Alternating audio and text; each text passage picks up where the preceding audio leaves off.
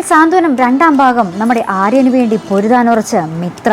അതേ പ്രേക്ഷകർ നമുക്കിന്നത്തെ ലേറ്റസ്റ്റ് പ്രൊമോയിൽ കാണുവാൻ സാധിക്കുന്നുണ്ട്. നമ്മുടെ മിത്ര ആ ഒരു സ്വർണം എങ്ങനെയും കണ്ടുകിട്ടാനുള്ള ഒരു ശ്രമത്തിൽ തന്നെയാട്ടോ നമ്മുടെ ആ ഒരു മിത്രയെ ചതിച്ചുകൊണ്ട് പോയ ആൾക്കുടെ വീട്ടിലൊക്കെ ചെന്ന് അന്വേഷിക്കുന്നൊക്കെ ഉണ്ട്. പക്ഷേ യാതൊരു വിധത്തിലും അയാളെ കിട്ടാനുള്ള ചാൻസ് പോലുമില്ല. അപ്പോൾ നമ്മുടെ കൂട്ടുകാരത്തി പറയുന്നുണ്ട്, ഇതൊന്നും എന്നെക്കൊണ്ട് സാധിക്കില്ലടി, നീ ഇതിൽ നിന്നും മാറി നിൽക്കുക എന്നൊക്കെ പറയുന്നുണ്ട്. അപ്പോൾ നമ്മുടെ മിത്ര പറയുന്നുണ്ട്, ഇല്ല, ഞാൻ ആര്യന് കൊടുത്ത വാക്കാണ്, സ്വർണത്തിൻ്റെ കാര്യത്തിൽ താൻ എന്തെങ്കിലും തീരുമാനമാക്കും എന്നുള്ളതെന്നൊക്കെ പറയുന്നുണ്ട് കേട്ടോ. അപ്പുറത്താണെങ്കിൽ നമ്മുടെ ആകാശിൻ്റെ കല്യാണം ഏകദേശം ആ ഒരു നടക്കാനിരുന്നതായിരുന്നു. അതിപ്പോൾ വേണ്ട, മുടക്ക് നമ്മുടെ ബാലനോട് അയാളെ വിളിച്ച് മുടക്ക് പറയുന്നൊരു രംഗവും നമുക്ക് കാണുവാൻ സാധിക്കുന്നുണ്ട് കേട്ടോ. അതിനുശേഷം നമ്മുടെ ആര്യൻ എന്തൊക്കെയോ നമ്മുടെ മിത്രയെക്കുറിച്ച് നമ്മുടെ ഗോമതിയോടും മീനാക്ഷിയോടും പറയുന്നുണ്ട്.